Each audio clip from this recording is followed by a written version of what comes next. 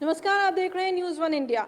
और इस वक्त मैं सोनभद्र में मौजूद हूं और हमारे साथ यहाँ पे सीडीओ साहब हैं। यहाँ आकर के उत्तर प्रदेश में पंचायत चुनाव होने वाले हैं, उसी के मद्देनज़र तमाम जगहों पर न्यूज़ वन इंडिया जा रहा है और ग्राउंड जीरो तक तमाम दर्शकों के लिए रिपोर्ट लेकर के आ रहा है।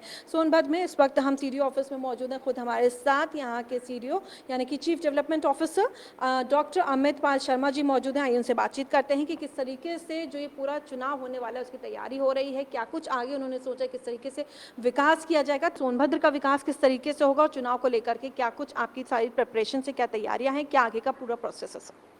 अभी जनपद सोनभद्र में जैसा कि पूरे प्रदेश में आरक्षण सूची जो है वो जारी कर दी गई है और उस पर आपत्तियां मंगवाई जा रही हैं। आपत्तियां जैसे जैसे प्राप्त हो रही हैं उनका निस्तारण पंचायती राज विभाग के द्वारा एवं कमेटी के द्वारा किया जा रहा है। इस आपत्तियों के निस्तारण के बाद जो फाइनल सूची है वो प्रकाशित की जाएगी। संभवतः 15 मार्च तक यह सूची प्रकाशित हो जाएगी। उसके बाद आयोग की तरफ से जब भी चुनाव तिथि का निर्धारण होता है और जब भी काउंटिंग डेट का निर्धारण होता है, उसी के अनुसार आगे की जो तैयारियां हैं उसको सकुशल उसको संपन्न करवाया जाएगा। सर, जैसे कि आपने बताया कि चुनाव में लेकिन कई बार देखा जाता है कई ऐसी अप्रिय घटनाएं हो जाती हैं कई जगहों से। अभी मैं गई भी जौनपुर में थी, वहाँ पर भी एक मैटर हुआ था। एक शख्स था, वो चुनाव लड़ने ऐसी बातें उठ करके आई कि उसकी हत्या कर दी गई। तो कई इस तरीके की घटनाओं से भी हमें दो चार होना पड़ता है। किस तरह से सेफ्टी एंड सिक्योरिटी को लेकर के आप देखते हैं कि किस तरीके से क्या पुख्ता इंतजाम किया जा रहे हैं? इस संबंध में पुलिस एवं मजिस्ट्रेट द्वारा एसडीएम की अध्यक्षता में एक कमेटी गठित होती है। उसके द्वारा अति संवेदनशील बूथों का और वल्नरेबल एरिया का निर्धारण किया जा चुका है। इसके साथ साथ ही जब आरक्षण सूची फाइनल हो जाएगी तब ये जो अति संवेदनशील का निर्धारण हो रहा है ये फाइनल हो जाएगा। उसके अनुसार सभी एसडीएम और पुलिस विभाग के द्वारा इसमें व्यवस्था की जा रही है ताकि शांति व्यवस्था चुनाव के दौरान बनाई जा सके और इसको मेंटेन किया जा सके। सर, यहाँ पर मैं सोनभद्र में रही थी, कई जगहों पर मैंने देखा कि काफ़ी सारे जो सड़कें हैं वो कुछ ज़्यादा अच्छी नहीं हैं। और अगर आप कहीं भी किसी भी शहर में जाएं, किसी भी राज्य के लिए विकास का जो रास्ता होता है वो सड़कों का ही लेकर के होता है। जनपद सोनभद्र में देखिए दो जो इशू आपने बताए हैं। सबसे पहला सड़क निर्माण के संबंध में, इसमें पिछले कई सालों में काफ़ी कार्य किया गया है। इसके साथ साथ ही जिला योजना हो, चाहे सीएसआर हो, चाहे डीएमएफ हो, चाहे क्षेत्र पंचायत, जिला पंचायत निधि से कई सड़कों का निर्माण कराया गया है। हाल ही में 34 ऐसी सड़कें भी चिन्हित की गई हैं जहां पे एम्बुलेंस नहीं पहुंच सकती है, क्योंकि जनपद सोनभद्र ज्योग्राफिकली जो टेरेन है जनपद सोनभद्र का काफ़ी उबड़ खाबड़ है और इसके साथ साथ ही ज्योग्राफिकली काफ़ी वाइड एरिया है। पूरे प्रदेश का दूसरा सबसे बड़ा जनपद है जहाँ पे एम्बुलेंस नहीं पहुँच पाती है।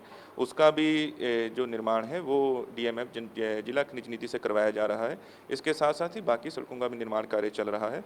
हमें उम्मीद है कि 5 साल जो आने वाले हैं, आगे जो आगामी 5 वर्षों तक ये जो समस्या, जहाँ तक जनपद सोनभद्र जो है वो सड़कों से जो भी जहाँ भी इशू है वो इसको सॉर्ट आउट कर लिया जाएगा।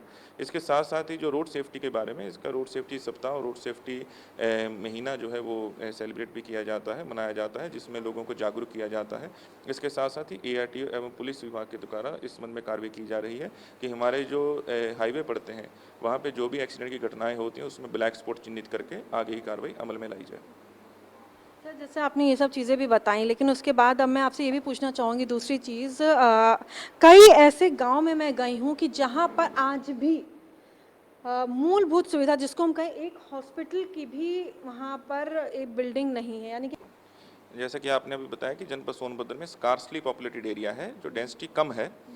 इसमें मैं ये बताना चाहूँगा कि हमारे इसमें 2 तरह के जो इशू हैं। सबसे पहला तो जो हमारी 102 और 108 एम्बुलेंस चल रही है, रेगुलरली इसकी मॉनिटरिंग की जा रही है कि उनके द्वारा जो समय लिया जाता है वो 15 मिनट के अंदर-अंदर ही वो जो पेशेंट को जो नियर बाय हॉस्पिटल है वहाँ पहुँचाना सुनिश्चित करें। सर, आपने भी कुछ एक लंदन की एनजीओ का जिक्र किया, क्या है वो, किस तरीके से यहाँ पर लोगों की मदद करेगी, किस तरीके से जो यहाँ के लोकलाइट्स हैं यानी कि जो स्थानीय लोग हैं उनको व्यवसाय कैसे मिलेगा? सबसे पहला जो आपने लंदन वाली एनजीओ के बारे में पूछा है, इसमें मैं ये बताना चाहूँगा कि जनपद सोनभद्र में जिलाधिकारी महोदय के निर्देशन में बैम्बू ट्रेनिंग और बैम्बू प्रोडक्ट्स के मार्केटिंग के लिए एक बहुत ही सार्थक जो प्रयास किया जा रहा है, जिसके माध्यम से हम लोग जो भी हमारे लोकल जो कारीगर हैं उनकी ट्रेनिंग करवा के बैम्बू प्रोडक्ट्स की मार्केटिंग का कार्य करवा रहे हैं, जिसमें उनके द्वारा जो बैम्बू के अच्छे अच्छे प्रोडक्ट्स जो मार्केट में उतारे जा रहे हैं और उसकी मार्केटिंग के लिए विभिन्न एनजीओस और विभिन्न जो संस्थाओं हैं उनका सहयोग लिया जा रहा है। यह प्रोडक्ट सोनबास के नाम से जल्द ही मार्केट में उपलब्ध होगा। दूसरी बात जो आपके द्वारा कही गई है कि सोनभद्र जनपद सोनभद्र में हम लोगों ने जो भी हमारे यहाँ पे कार्य हैं, जो भी हमारे लोग हैं जनपद सोनभद्र की जो जितने भी हमारे युवा लोग हैं उन लोगों को स्किल डेवलपमेंट के साथ हम जोड़ रहे हैं, स्पेशली कंप्यूटर ट्रेनिंग के साथ हम जोड़ रहे हैं, ताकि कंप्यूटर ट्रेनिंग के साथ जोड़ के उसके बाद रोजगार मेले के माध्यम से हमारे जनपद सोनभद्र में कई कंपनियां काम कर रही हैं, उनकी सहायता से हम अपना रोजगार मेला लगा के अपने जो यहाँ की जो लोकल पॉपुलेशन है उसको उन कंपनियों में रोजगार दिलवाने का काम भी कर रहे हैं। चलिए सर, आपसे तमाम बातचीत हमने की, आपने अपना समय हमें दिया और बताया किस तरीके से चोपन में और बाकी जो रॉबर्ट्सगंज इलाका है, प्राइम इलाका है यहाँ का, साथ ही साथ या पूरे सोनभद्र में किस तरीके से डेवलपमेंट किया जाएगा। यहाँ पे खुद हमें सीडीओ साहब से हम मुखातिब थे और उन्होंने हमें तमाम जानकारी दी। कैमरा पर्सन भूषण के साथ स्वाति चौरसिया, सोनभद्र।